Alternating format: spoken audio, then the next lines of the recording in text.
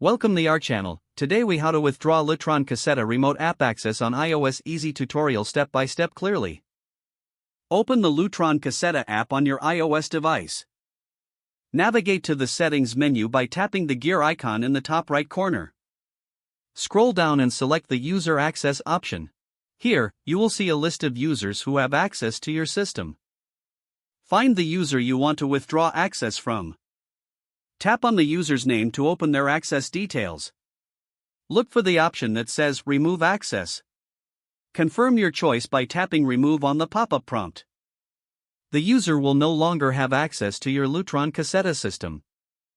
Return to the main menu to ensure the changes have been saved. If needed, repeat the process for any additional users. Once finished, close the app to exit. If the page does not load, refresh the browser or try again in a private or incognito window.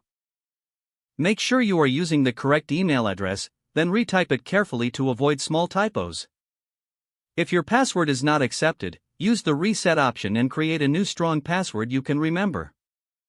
Check your spam folder for verification or security emails, then complete any requested confirmation steps. Enable two-factor authentication if available to improve account security and reduce unauthorized access risk. After signing in, review your profile details so your contact information and settings are accurate and current. If you see an error message, note it down and try again after restarting your device and internet connection. Log out when you finish, especially on shared devices, to keep your account and payment information secure. If the page does not load, refresh the browser or try again in a private or incognito window. Make sure you are using the correct email address, then retype it carefully to avoid small typos.